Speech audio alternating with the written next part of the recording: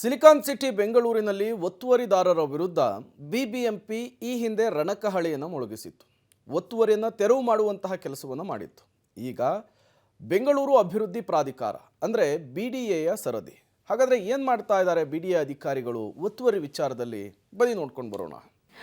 HBR ಲೇಔಟ್ನಲ್ಲಿ ಬಿಡಿಎಯಿಂದ ಮುಂದುವರೆದ ತೆರವು ಕಾರ್ಯಾಚರಣೆ. ಬಿಡಿಎ ಜಾಗ ಒತ್ತುವರಿ ಮಾಡಿ ಮನೆಗಳ ನಿರ್ಮಾಣ ತೆರವಿಗೆ ನಿರ್ಧಾರ.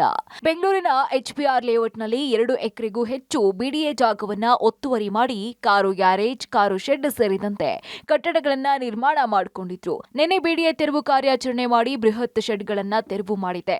ಇಂದು ಒತ್ತುವರಿ ಮಾಡಿ ಕಟ್ಟಡ ನಿರ್ಮಾಣ ಮಾಡಿರೋ ಮನೆಗಳ ತೆರವಿಗೆ ಬಿಡಿಎ ನಿರ್ಧಾರ ಮಾಡಿದೆ. ಈಗಾಗಲೇ ಜಾಗ ಒತ್ತುವರಿ ಮಾಡಿ ಮನೆ ಕಟ್ಟಿರೋರ್ಗೆ ನೋಟಿಸ್ ಕೂಡ ನೀಡಿದ್ದು ಮನೆಯೊಳಗೆ ಇರುವಂತಹ ವಸ್ತುಗಳನ್ನ ತೆಗೆದುಕೊಂಡು ಹೋಗೋದಕ್ಕೆ ಸೂಚನೆ ಕೊಡಲಾಗಿದೆ.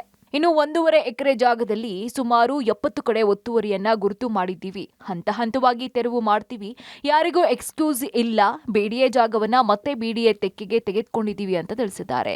ಒತ್ತುವರಿ ಈಗ ಶೆಡ್ಗಳು ಸ್ಕ್ರಾಪ್ ಡೀಲರ್ಸ್ ಎಲ್ಲ ಇದು ಮಾಡ್ಕೊಂಡಿದ್ರು ಶೆಡ್ಗಳು. ಸೊ ಅದನ್ನ ಬೈಕ್ ರಿಮೂವ್ ಮಾಡ್ತಾ ಇದೀವಿ.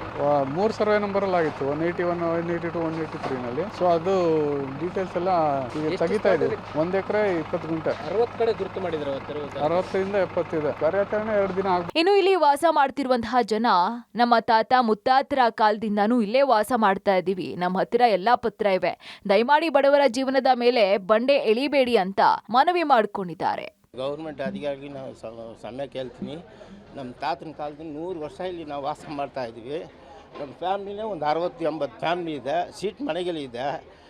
ಇದೆಲ್ಲ ಈಗ ಬಿಡಿ ಅವ್ರನ್ನ ಹೇಳ್ಬಿಟ್ಟು ಎಲ್ಲ ಹೊಡೆದಾಕಕ್ಕೆ ಬಂದಿದ್ದಾರೆ ಸರ್. ಎಲ್ಲ ದಯವಿಟ್ಟು ಅಧಿಕಾರಿಗಳು ನಮಗೂ ನಾವು ಬಡವರು ನಮ್ಗೆ ಏನೋ ಸ್ವಲ್ಪ ರಕ್ಷಣೆ ಕೊಡಬೇಕು ಸರ್. 35 ಗ್ಯಾರೇಜ್ಗಳು ಇತ್ತು. ಯಾರಿಗೂ ಕನ್ಫರ್ಮ್ ಕೊಟ್ಟಿಲ್ಲ, ನೋಟಿಸ್ ಕೊಟ್ಟಿಲ್ಲ.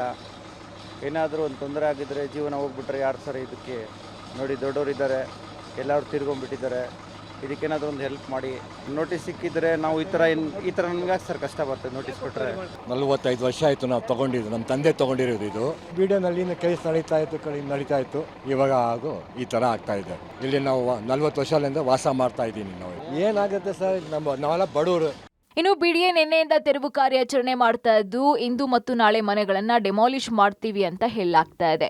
ಎಷ್ಟೋ ಮನೆಗಳನ್ನ ಡೆಮಾಲಿಷ್ ಮಾಡ್ತಾರೆ. ಸ್ಥಳೀಯರ ಪ್ರಕ್ರಿಯೆ ಏನಾಗುತ್ತೆ ಕಾದು ನೋಡಬೇಕಾಗಿದೆ. Lokesh, public TV, Bengaluru.